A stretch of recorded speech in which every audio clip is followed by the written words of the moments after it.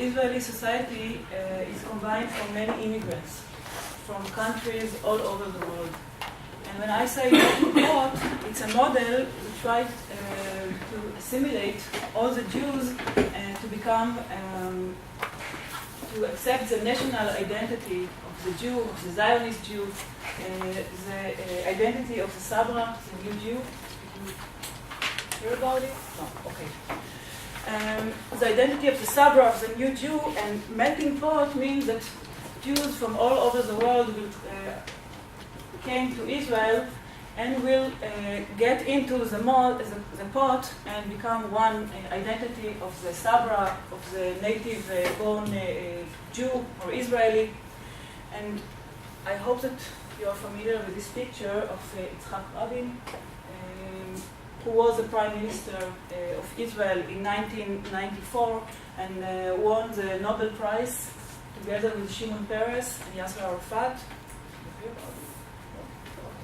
He was also a general in the Israeli military, and he served in the Palmach. And his biography is very similar to the biography of the new Jew. When we speak about Sabra, it means a native-born Israeli, or Jew who was born in Israel. And its name is taken from the Indian fig Opuntia cactus, the tzabar. It's a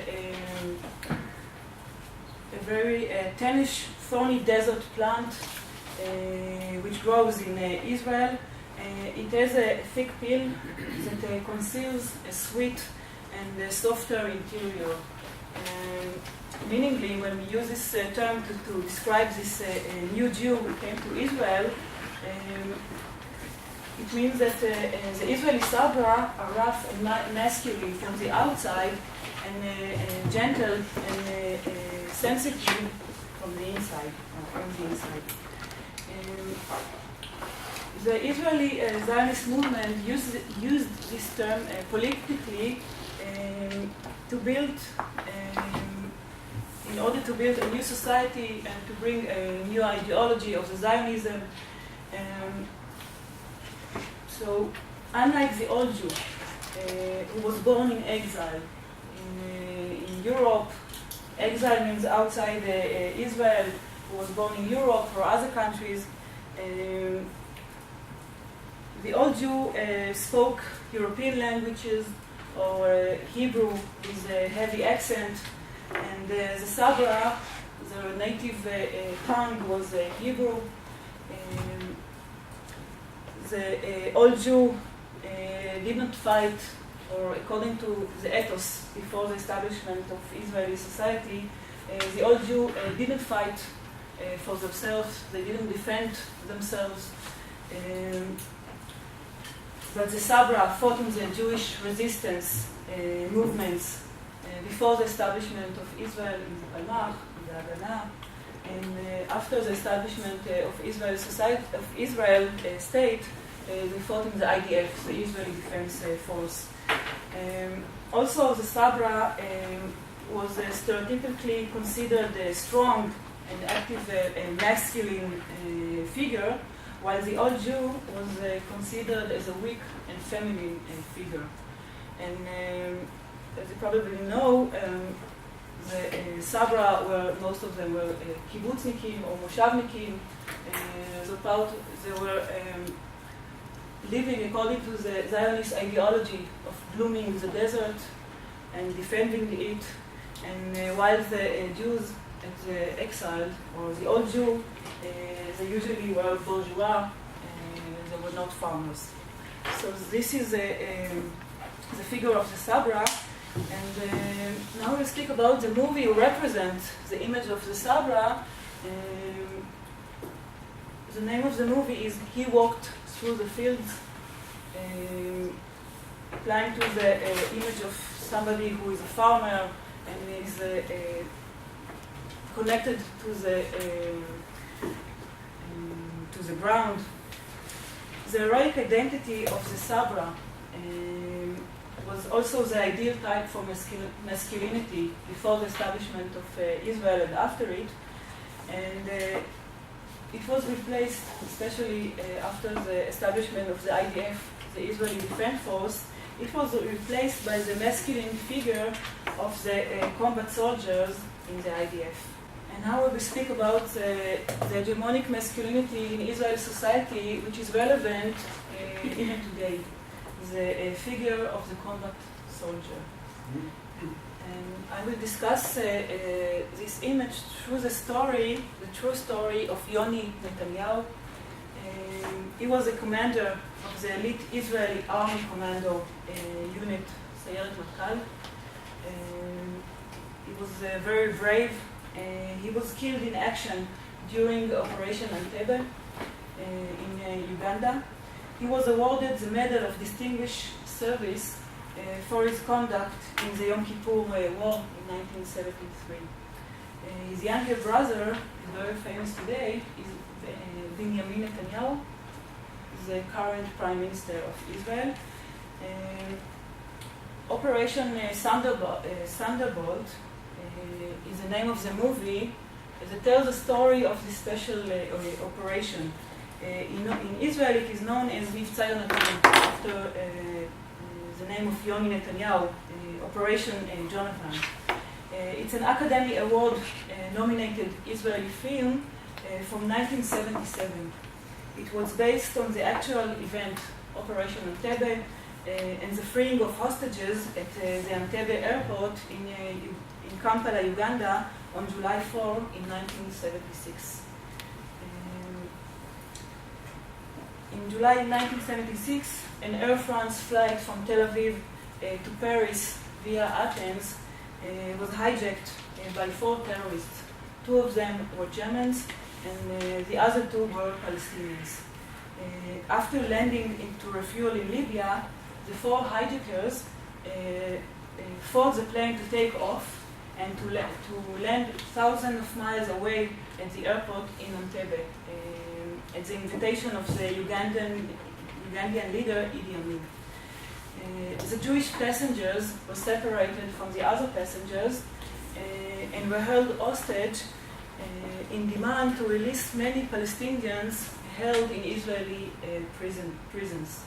After much debate, Israeli government sent an elite commando unit, Sayeret Matkal, under the command of Colonel Yonatan Netanyahu, to raid the airfield and to release the hostages. Nowadays, Israel became more individualistic society, but even nowadays, with the changes in the Israeli society and the Israeli hegemonic ideology, the combat soldier is still considered as a hero, a real man who is willing to risk his life for the safety of Israeli society. But also many youngsters think about the military service as an opportunity to improve themselves, to become real men, to become strong men who can control their feelings. So this is the hegemonic masculinity in Israeli, even today, the figure of the Israeli combat soldiers. Now we'll speak about a very popular phenomenon in Israeli society, about the backpackers. Backpackers are tourists, especially young tourists in Israel, who go to travel at what is called the big trip around the world. Many of them go to Asia or South America or Australia. It's a very popular phenomenon in Israeli society. Scholars estimate that about 30,000 young people in Israel go to this trip every year. The characters of this trip, or the backpackers, most of them are young people who just finished their military service, and they just want to hang out. They usually hang with Israelis, they usually just speak Hebrew, and usually they just, what they care is themselves. They actually speak about the current problems of Israel society, and they are willing to speak with other tourists or even local people about the problems of Israel. And it's nowadays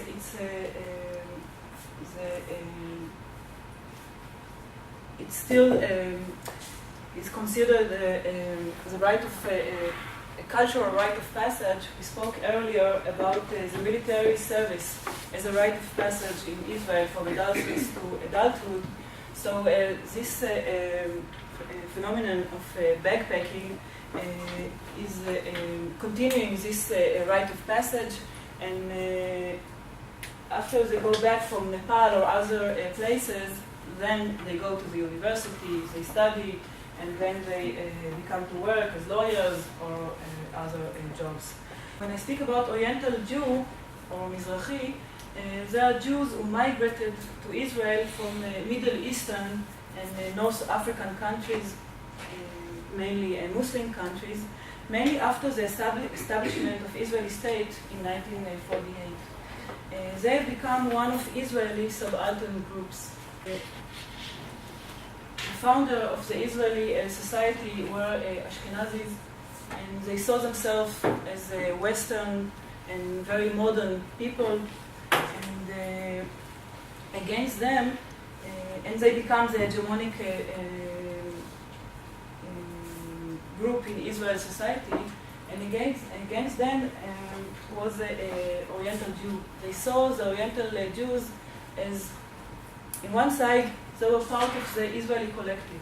They were Israeli citizens, they were Jews who immigrated to Israel, but also they were the other.